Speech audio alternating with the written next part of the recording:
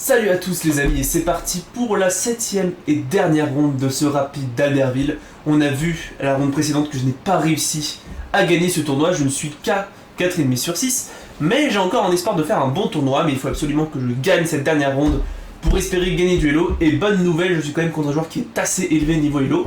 Mihai Kossière, 1917 Elo, excusez-moi. J'ai les blancs, il a les noirs.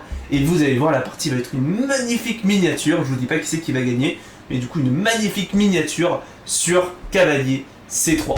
Et du coup, je vous invite à liker, vous abonner et partager la vidéo si jamais elle vous plaît, hein, c'est dernièrement la chaîne. Et nous sommes directement partis. Donc sans surprise, ça commence avec Cavalier C3.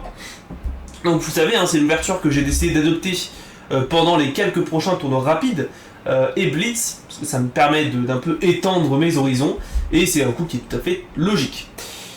Ici, Mihai aurait plein de choix possibles, notamment D5, Cavalier F6, même E5 qui est un peu plus mauvais, mais bon voilà. Mais il joue l'option secondaire C5 qui est très logique aussi, en fait.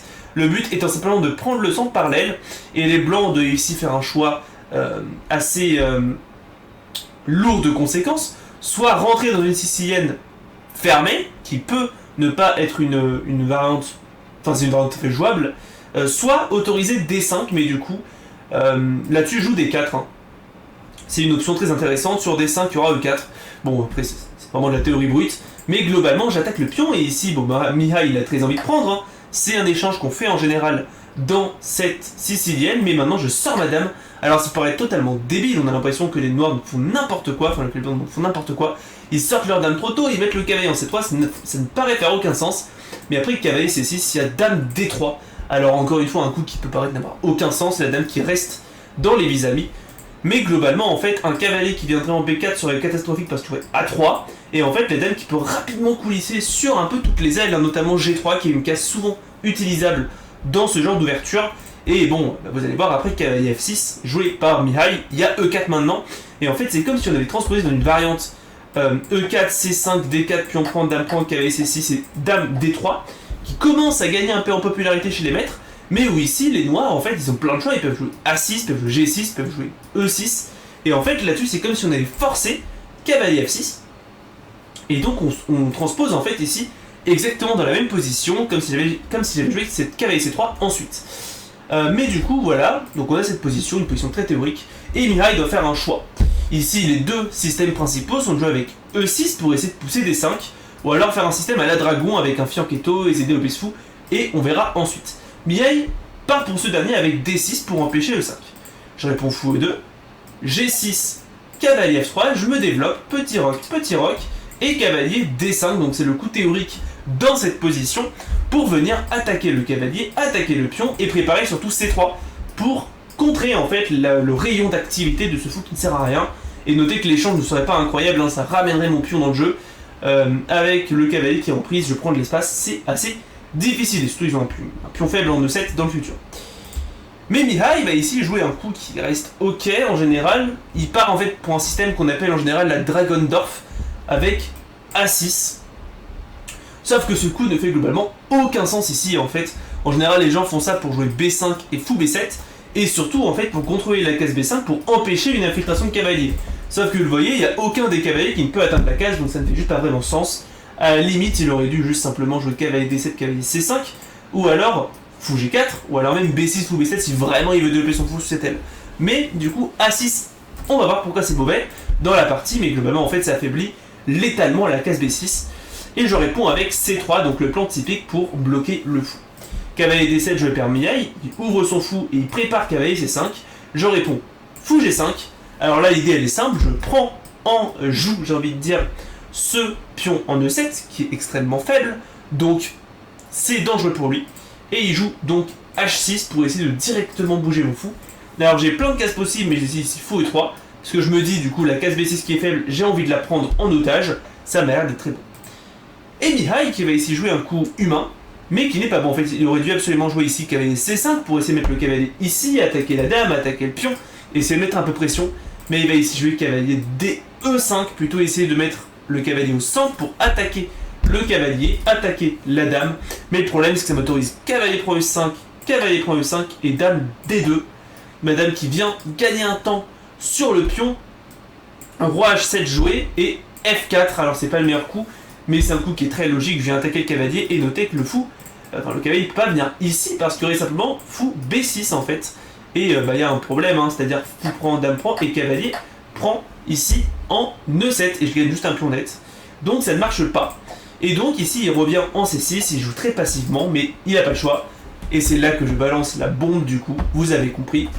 Fou B6 quand même. Et en fait, les noirs ne peuvent rien faire. S'il vient en E8, il se prend cavalier C7 fourchette. Donc il vient ici en D7, il n'a pas le choix.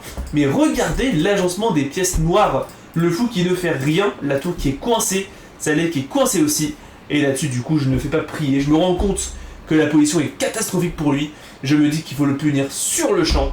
Et je balance F5. Vous savez que j'aime bien un peu pousser ce genre de pion, hein. Ça m'est beaucoup arrivé en lent. Mais du coup, je commence à taper, je menace des trucs. Ma tour qui est active, mes fous qui s'ouvrent. C'est vraiment le bazar sur l'échiquier. Mihai devrait essayer de prendre la case forte avec le cavalier, mais ça ouvre le roi, ça donne pas envie. Et donc ici, Mihai qui va tenter d'ouvrir sa tour en réalité et de jouer E6. En fait, l'idée étant simple, il vient attaquer mon cavalier, attaquer mon pion. Si je prends, il y a pion prend, il va réussir à se dépatouiller avec sa tour, ça paraît très logique.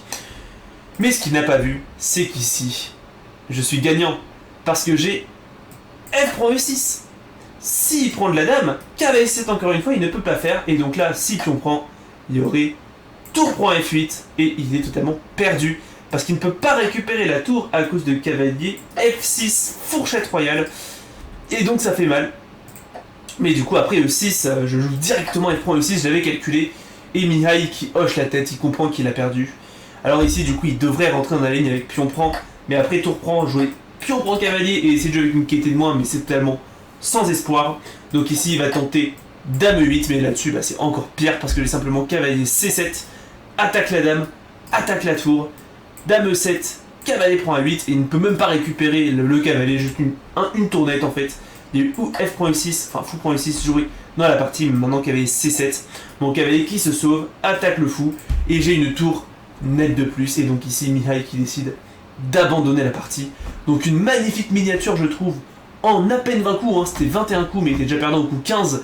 Donc après une magnifique attaque, hein. On voit pourquoi l'affaiblissement de la case B6 était fatal dans cette partie là. Mais du coup voilà, c'est la fin de ce tournoi d'Albertville. Je finis du coup, je vais le changer en direct. Je finis à 5,5 sur 7, voilà. Et du coup, c'est magnifique, hein, je finis 4ème, sachant qu'il y a des prix pour les 3 premiers. Donc j'ai un peu la haine, mais du coup, non, je finis même 5ème, excusez-moi. Parce qu'il y a 3 joueurs ex aequo à 6 sur 7, dont Alex Zakrevski, que j'ai battu à la ronde numéro 2. Donc j'ai un peu la haine, c'est le problème des tournois en 7 rondes, parce qu'il n'y a pas encore le temps de décanter. Je pense que s'il y avait eu 2 rondes de plus, j'aurais pu finir 2ème, évidemment. Parce que le reste, je pense que ça partait vite. Mais du coup, je finis à 5,5 sur 7. Donc un tournoi qui reste très satisfaisant, hein. Je crois que je monte à demi-6 Elo en virtuel. Donc c'est quand même un tournoi largement convenable. J'espère que ça vous a fait plaisir de le suivre avec moi. J'ai fait de mon mieux pour essayer de vous donner mes ressentis durant les parties et de vous un peu vous expliquer, hein, ce qui passe par ma tête. Et du coup, voilà. Je vous dis à bientôt pour un prochain tournoi. Il y en a qui arrivent. Et du coup, c'était Lionel Pain. Tchuss.